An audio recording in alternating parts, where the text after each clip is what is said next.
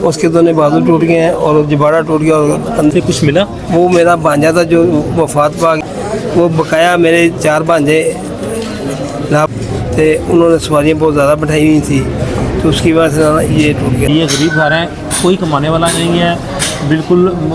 ناظرین میں ہوں شہزاد وان، آپ میں موجود ہوں وادی نیلم میں جو واقعہ پیش آتا ہے۔ ایک جیپ جو ہے وہ گرنے کے بعد دریا میں گر جاتی ہے، اس کے بعد ایک نوجوان ملتا ہے اور باقی ابھی تک لاپتہ ہے۔ میرے ساتھ موجود ہیں ایک نوجوان کے والد صاحب جن کا ایک بچہ مل چکا ہے ابھی جنرل ہاسپٹل میں اور ایک بچہ ابھی تک لاپتہ ہے، تو اب ان سے بات چیت کرتے ہیں اور باقی کی تفصیلات ان سے جانتے ہیں۔ السلام علیکم سر۔ وعلیکم السلام سر، سب سے پہلے تو آپ کے غم میں ہم برابر کے شریک ہیں، پورا پاکستان اس ٹائم غم کے سوگ میں ہے، تو ابھی جو بچہ آپ کا ملا ہے وہ کس کنڈیشن میں ہے؟ اس کے دونوں بازو ٹوٹ گئے ہیں اور جباڑا ٹوٹ گیا اور کندھا اس کا نکل گیا اور سر میں چوٹیں ہیں۔ سر یہ کیسے لاہور کیسے پہنچے ہیں وادی نیلم سے؟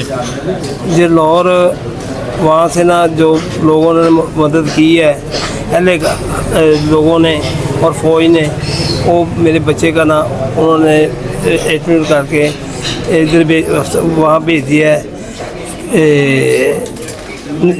وہاں سے نا ہم پرائیویٹ ٹیکسی کروا کے لے کر آئے ہیں۔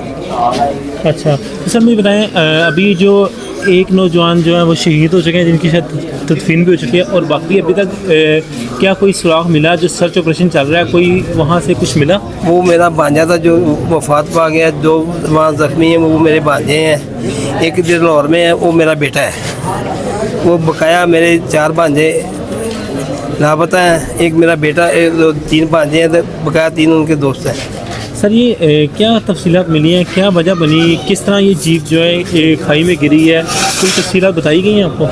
بس میرے بیٹے نے مجھے بتایا تھا ایکسل گاڑی کا ٹوٹ گیا ہے، تو واپسی پہ ہم سیل کر کے آ رہے تھے تو انہوں نے سواریاں بہت زیادہ بٹھائی ہوئی تھی تو اس کی وجہ سے یہ ٹوٹ گیا تھا۔ ابھی سننے میں یہ آ رہا ہے کہ سی ایم صاحب یہاں پہ پہنچے تھے اچھرے میں، کیا کوئی امداد کا اعلان کیا گیا ہے یہاں پہ؟ جو کچھ بھی نہیں کیا، کچھ بھی نہیں کیا جی، کسی نے کچھ بھی نہیں کیا، جو بھی آتا ہے تصویریں لگا کے چلے جاتا ہے۔ کچھ کہنا چاہیں گے، کوئی پیغام دینا چاہیں گے آپ؟ پیغام یہی کہیں گے جو بیچارے ہمارے سے بھی مارے ہیں نا، ان کی مدد کیجیے۔